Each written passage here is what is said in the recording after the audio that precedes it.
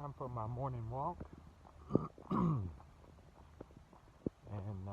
sun's coming up behind me. You can probably see the glare there, but try not to make it too bad.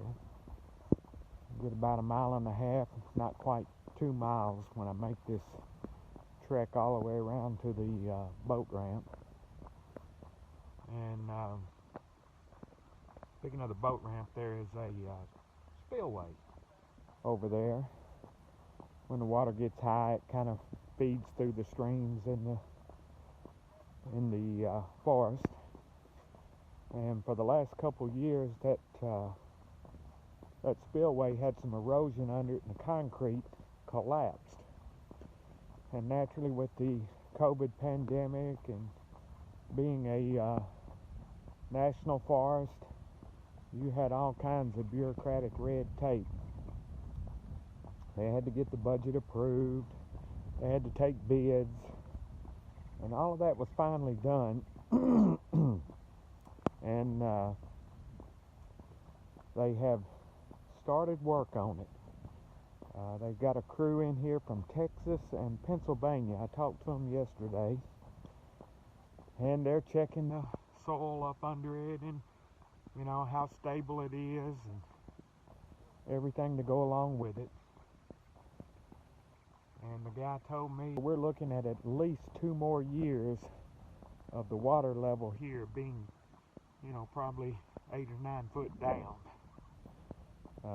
They've got it sandbagged over, or they did have it sandbagged. They've opened up a section of it so they can get their equipment in there, and they built little ramps or roads or whatever with sand down to get to it to do their testing, and cleared out some of the brush. And they'll get started, well, they're, like I say, they're started now, but the actual construction part of it will come after this analysis. But it'll be nice to have the lake levels back up. You can't hardly fish off the bank in the camping area anymore, except for maybe 1, possibly 2 spots. And that's disappointing, but if we can get that spillway, hopefully I'll still be here. But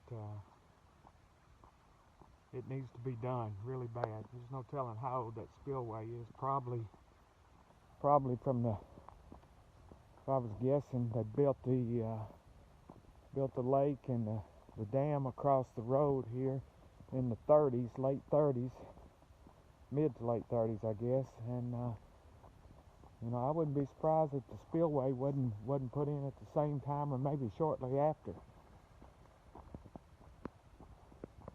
But it would be so nice to get the water levels back up where the lake needs to be. But we're taking our walk. Let me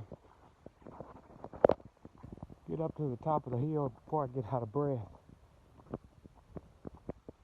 Anyway, we're going to take a trip over to Storm Creek today as well. That's the little twin lake here. Over at the boat ramp now. This is one of the little pathways that they made to go down. And that over there is the people working on this thing. I guess they're drilling through that concrete, testing the soil up under it. But that's where they're working on it. There's another spot over here where they cleared out some of the land and made a road. I'll show you that. That contraption they've got over there is kind of like a half track.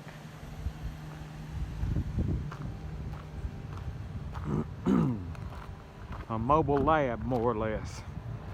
Had all kinds of electronics in it.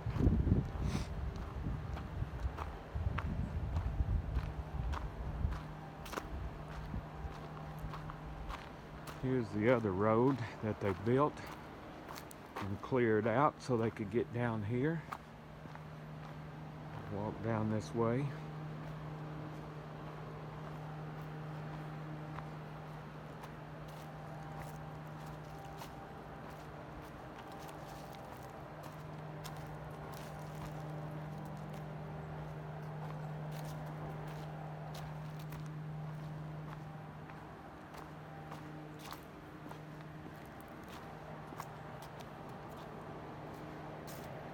And maybe you can see some of that concrete down there that's broken and giving way. I don't know.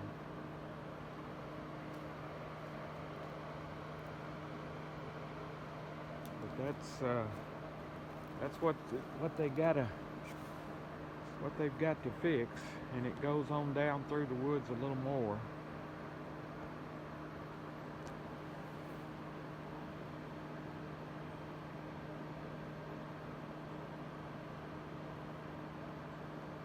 I don't know if you can see that or not, but it's just erosion through all the years. It happens.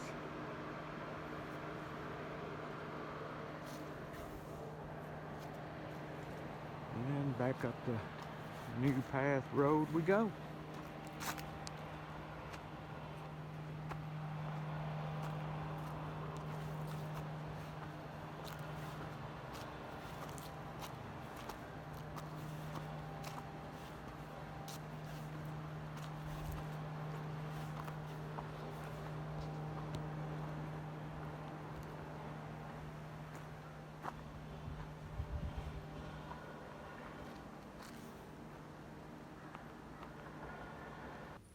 This is the boat ramp at Storm Creek. So there are a couple fishermen here today. And this is the Spillway at Storm Creek, which is extremely similar, if not identical, to the one at Bear Creek that had the erosion and collapsed. You can see how it goes down. And that's what they're going to fix in 2+ years, I guess.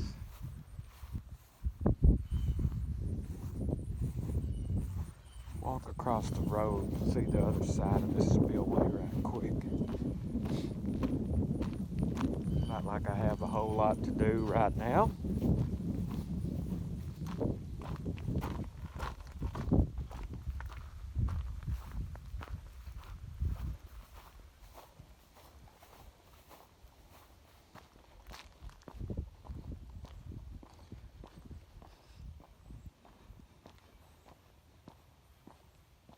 And there's the spillway again.